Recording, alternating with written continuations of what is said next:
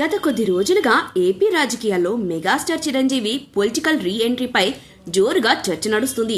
త్వరలోనే ఆయనకు బీజేపీ అధిష్టానం కీలక పదవి ఇవ్వబోతుందనే ప్రచారం జరిగింది. ఆయనను పార్టీలోకి తీసుకుని పవన్ కళ్యాణ్ సాయంతో సౌత్ లో పట్టు సాధించాలని కమలం పార్టీ భావిస్తున్నట్లు పొలిటికల్ సర్కిల్స్ లో డిస్కషన్ జరుగుతున్నాయి. ఈ నేపథ్యంలో చిరంజీవి కీలక ప్రకటన చేశారు. మళ్లీ రాజకీయాల్లోకి అడుగు పెట్టడంపై మనసులో మాటను బయటపెట్టారు. తాజాగా ఓ సినిమా ప్రమోషన్ కార్యక్రమంలో పాల్గొన్న చిరంజీవి తాను పెట్టిన ప్రజారాజ్యమే జనసేనగా మారిందంటూ కీలక వ్యాఖ్యలు చేశారు. నాడు తాను పార్టీని పెట్టినా నేడు తమ్ముడు పార్టీని స్థాపించినా ప్రజలకు మంచి చేయడమే లక్ష్యమన్నారు. అదే సమయంలో తన రాజకీయ ప్రవేశంపై స్పష్టత ఇచ్చేశారు. గత కొద్ది కాలంగా తాను రాజకీయాల వైపు మొగ్గు చూపుతున్నట్లు చాలా మంది భావిస్తున్నారని, అందులో భాగంగానే పలువురు రాజకీయ ప్రముఖులతో సమావేశమవుతున్నట్లు చర్చ జరుగుతుందన్నారు. తన జీవితంలో మళ్లీ రాజకీయాలు అనే ప్రస్తావన ఉండదని క్లియర్ కట్ గా చెప్పేశారు. జీవితాంతం కళామ తల్లి సేవలోనే ఉంటానని చెప్పారు. సినీ రంగం అభివృద్ధి కోసమే రాజకీయ పెద్దలను కలుస్తున్నట్లుగా వివరించారు.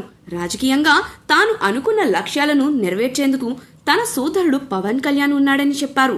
జీవితాంతం రాజకీయాలకు దూరంగా ఉంటూ సినిమాలకు దగ్గరగా ఉంటానని మెగాస్టార్ వెల్లడించారు. నిజానికి బీజేపీ హైకమాండ్ మెగా బ్రదర్స్ సాయంతో ఏపీలో బలం పెంచుకునేందుకు ప్లాన్ చేసింది. పవన్ ప్రమాణ స్వీకార వేదిక నుంచే చిరంజీవితో ప్రధాని మోడీ చాలా సన్నిహితంగా ఉండటం మొదలుపెట్టారు. అదే సమయంలో ప్రధాని మోడీ బీజేపీ ప్రముఖులతో చిరంజీవి తరచుగా సమావేశం కావడం ఈ వార్తలకు బలం చేకూర్చింది.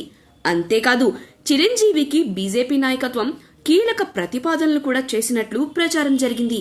చిరంజీవి అంగీకరిస్తే కేంద్రంలో బాధ్యతలు అప్పగించేందుకు సిద్ధమైనట్లు టాక్ వినిపించింది. ఇప్పుడు తన పొలిటికల్ రీఎంట్రీ గురించి చిరంజీవి కీలక ప్రకటన చేసిన నేపథ్యంలో ఆ వార్తలన్నీ అవాస్తవాలేనని తేలిపోయింది. అయితే పవన్ కళ్యాణ్ తో కలిసి సౌత్ లో బలం పెంచుకునేందుకు బీజేపీ అధిష్టానం పావులు కదుపుతుందనే ప్రచారం జరుగుతుంది. అందులో భాగంగానే జనసేన అధినేత తమిళనాడు, కేరళలో పర్యటించబోతున్నట్లు తెలుస్తుంది.